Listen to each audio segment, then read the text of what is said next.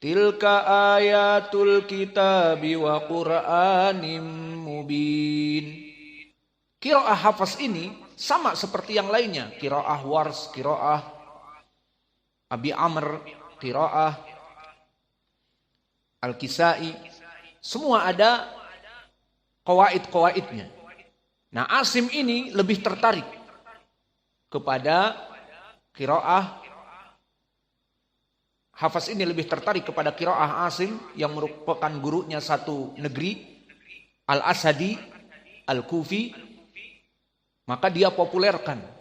Dan dia yang jago hafalannya dari Al-Quran, menghafalnya dan mempopulerkan, mengajarkannya dan datang bolak-balik kepada Asim menyelesaikan hafalan Al-Quran sesuai dari surat An-Nas sampai ke Al-Baqarah, sesuai manhaj qiraahnya Hafs.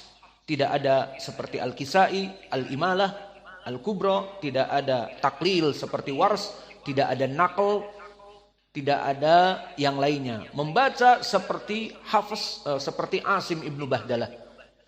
Ini pengakuan Abul Husain Al-Munadi. Dan akhirnya dia menjadi qura'nya, dilaqabi dengan sahib Asim, temannya Asim. Dan qiraah Asim, kata Abul Husain Ibnul Munada, itu sanadnya bersambung kepada Ali radhiyallahu anhu. Sa'ad, mau lari? Intabih. Maka inilah kedudukan dari hafalan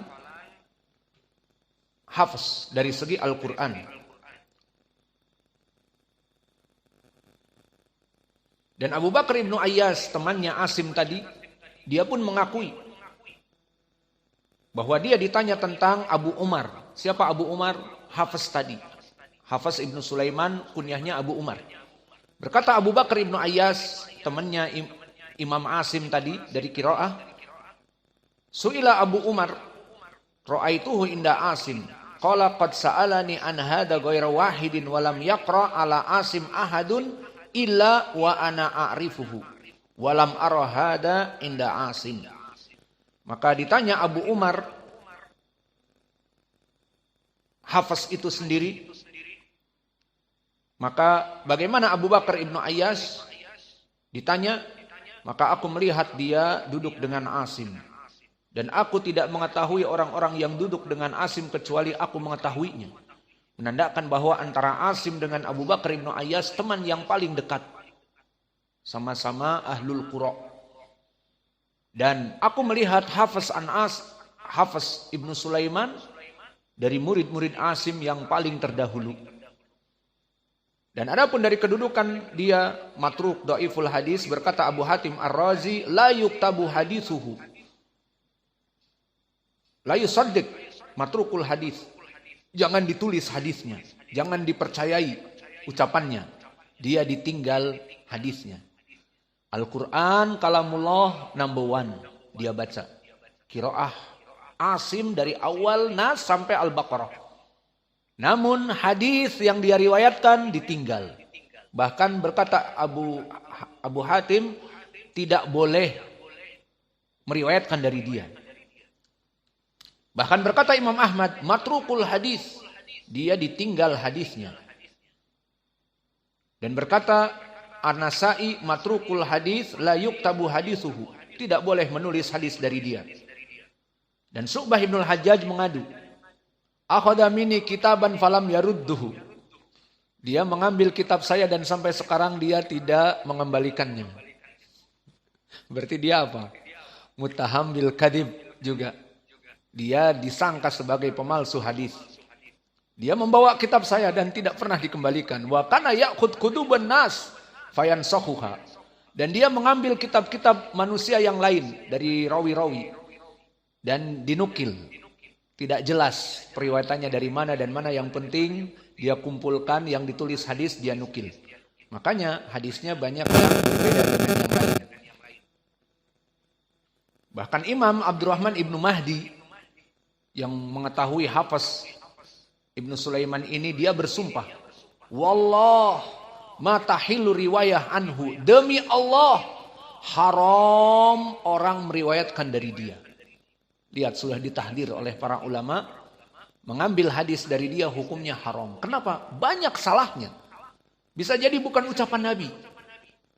Karena saking salahnya.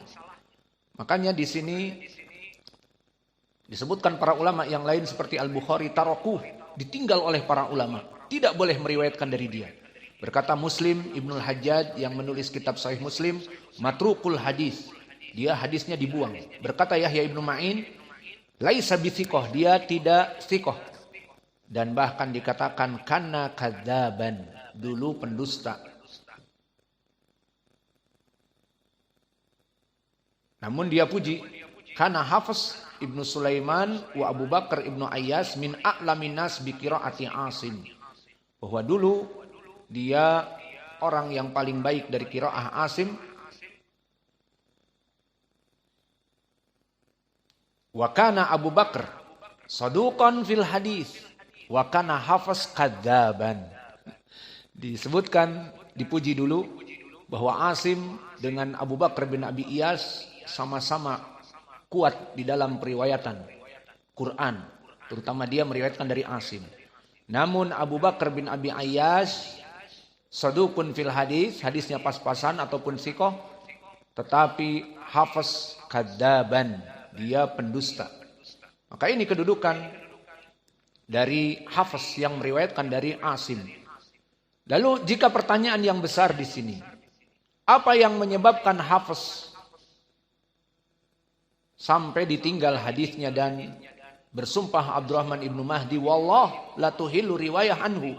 Kenapa? Karena banyak goflah, banyak salah. Sanad-sanadnya hancur. Dari fulan tidak benar. Dan matan ucapan Nabi katanya hancur. Maka tidak boleh meriwayatkan dari dia karena merusak hadis. Bukan dari ucapan Nabi dikira ucapan Nabi. Nabi berkata demikian padahal tidak berkata demikian. Dan sanadnya ngawur. Tidak benar sanadnya. Tidak sesuai dengan sanad-sanad dari para ulama yang lain. Ini maknanya.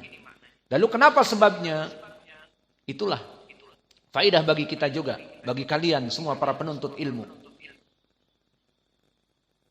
La yatashabba bima la yu'ta.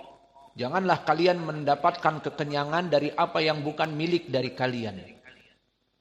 Maka dia dari segi Al-Quran imam, ya sudah, bergelut saja dengan keimamannya ini. Sebarkan qiraah Asim ke seluruh dunia. Dia menjadi marja. Asim meninggal, dia menjadi marja. Siapa qiraah Asim yang bisa kita ambil sanadnya sekarang? Hafiz.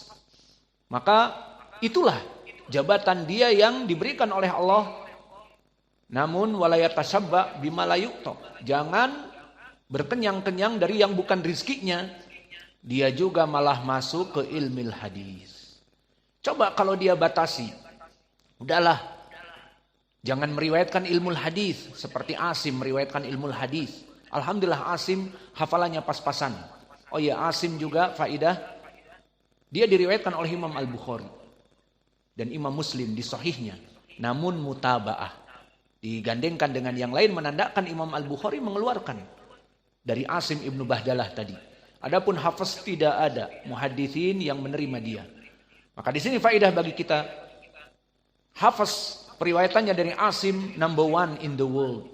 Bahkan sekarang dipuji-puji riwayat man Hafiz an Asim. Hafiz an Asim. Sebaiknya dia cukup dengan itu. La yatashabba bima la yu'ta. Jangan dia mengenyangkan diri dari perkara yang bukan baik untuknya.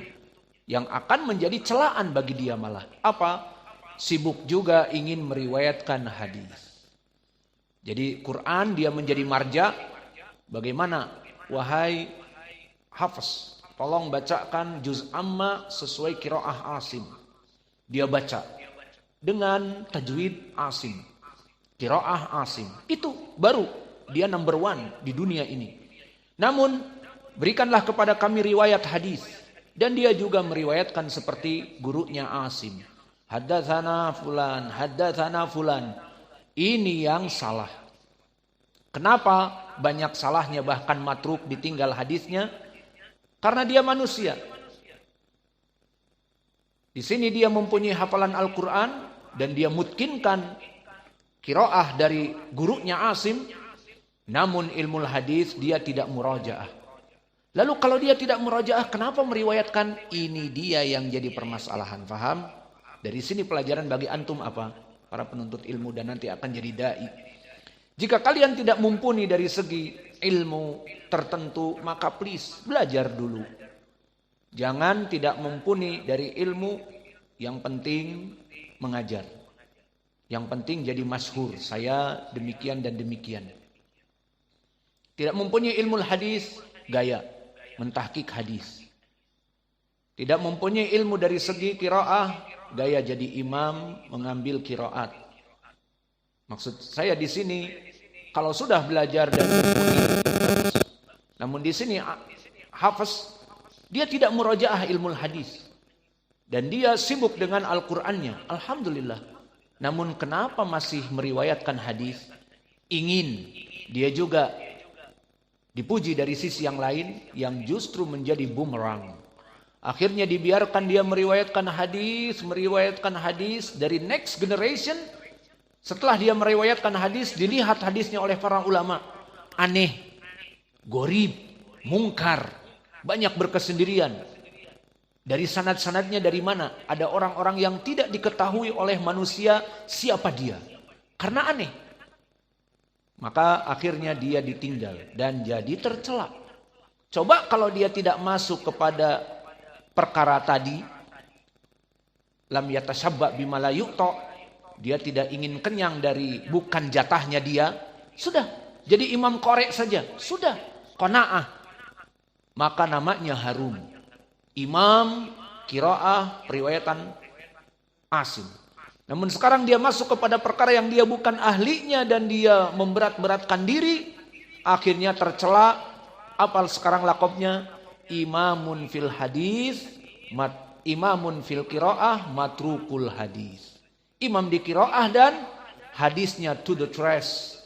Kalau di komputer, di laptop, to the recycle bin.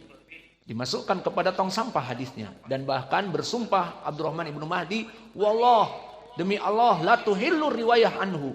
Tidak halal, haram hukumnya meriwayatkan dari dia. Kita datang ke dia menulis hadis, haram hukumnya. Maka ini pelajaran bagi kita semua. La yatashabba bima la yuqta. Jika Allah tidak memberikan kepada kalian rizki dari jalan itu, ya sudah, jangan dipaksakan. Jangan dipaksakan menjadi ahli hadis padahal tidak belajar ilmu hadis. Jangan memaksakan diri masuk ke perkara-perkara yang besar padahal ilmunya belum sampai. Fahim?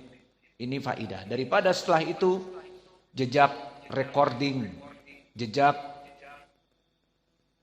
kalian di pelajaran-pelajaran ada dan itu menjadi bahan hujatan. Wa naktafi ila huna wa jazakumullahu khaira wa barakallahu fi ilmikum subhanakallahumma bihamdika asyhadu an la ilaha illa anta astaghfiruka wa atubu ilaik.